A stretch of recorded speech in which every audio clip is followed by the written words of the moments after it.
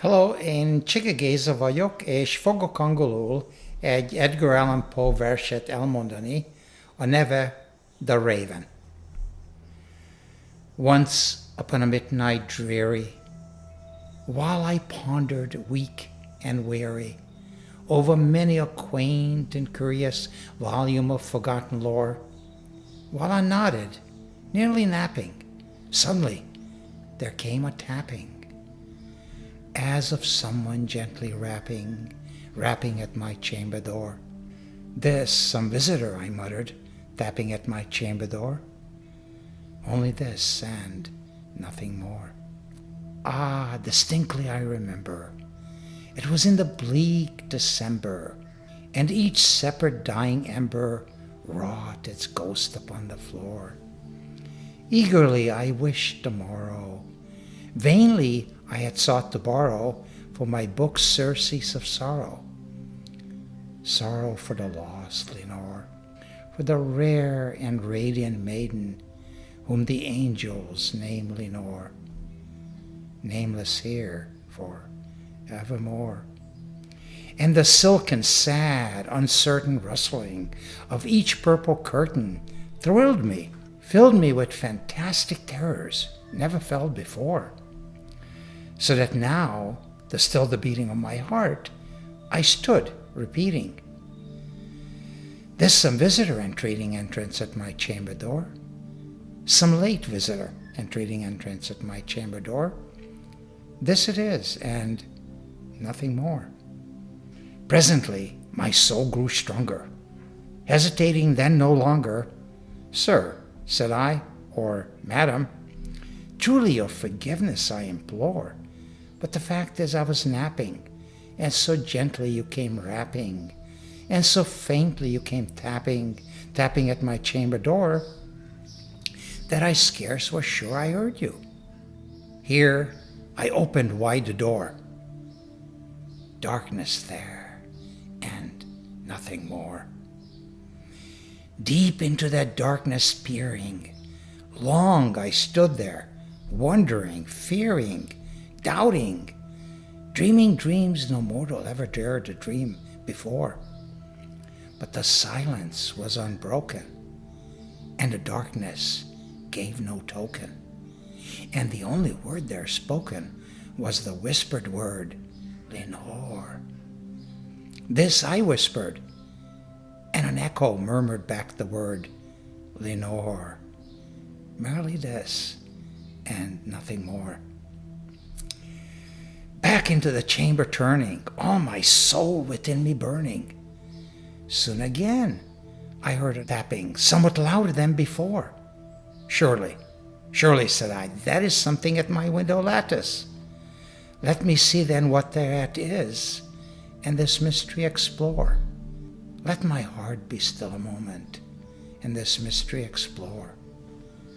This the wind, and nothing more. Open here I flung the shutter, when, with many a flirt and flutter, in there stepped a stately raven of the saintly days of yore.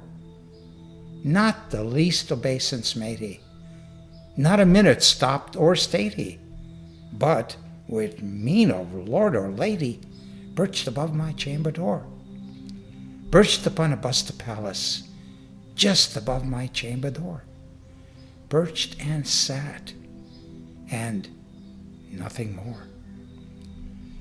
And this ebony bird, beguiling my sad fancy into smiling, by the grave and stern decorum of the countenance it wore. "Though thy crest be shorn and shaven, thou," I said, "art sure no craven. Ghastly grim and ancient raven, wandering from the nightly shore, tell me what thy lordly name is on the night's Plutonian shore." Quoth the raven, "Nevermore." Much I marveled this ungainly fowl to hear discourse so plainly, though its answer little meaning, little relevancy bore. For we cannot help agreeing that no living human being ever yet was blessed with seeing bird above his chamber door. Bird or beast, above the sculptured bust, above his chamber door, with such a name as Nevermore. But the raven, sitting lonely on the placid bust, spoke only that one word, as if his soul in that one word he did outpour. Nothing further than he uttered, not a feather than he fluttered, till I scarcely more than muttered, other friends have flown before. On the morrow he will leave me, as my hopes have flown before. Then the raven said, Nevermore. Startled by the stillness broken, by reply so aptly spoken.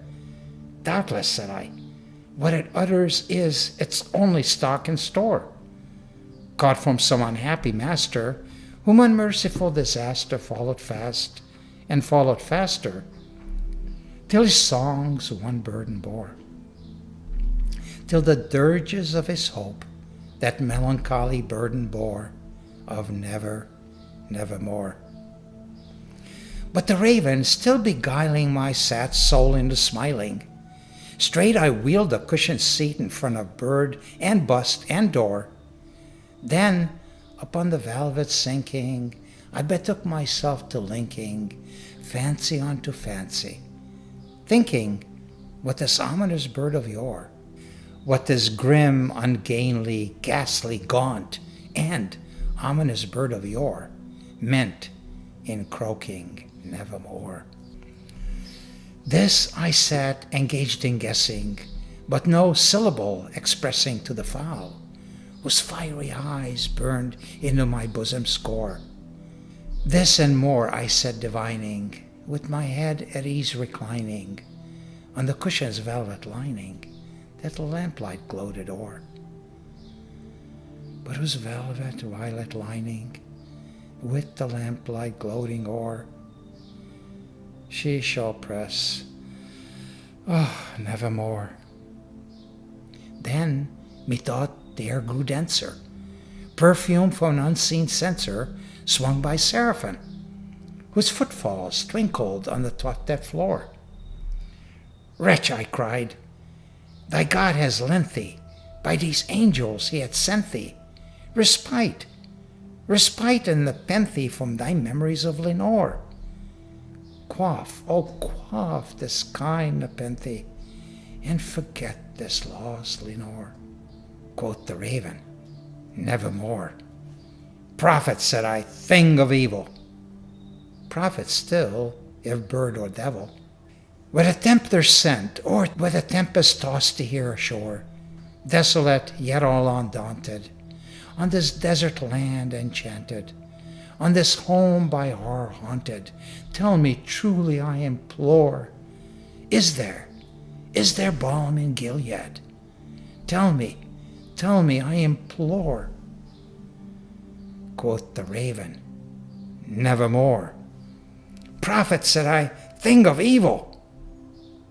Prophet still, if bird or devil. By that heaven that bends above us, by the God we both adore, tell this soul with sorrow laden, if within the distant Aidenn it shall clasp a sainted maiden, whom the angels name Lenore. Clasp a rare and radiant maiden, whom the angels name Lenore. Quoth the raven, nevermore.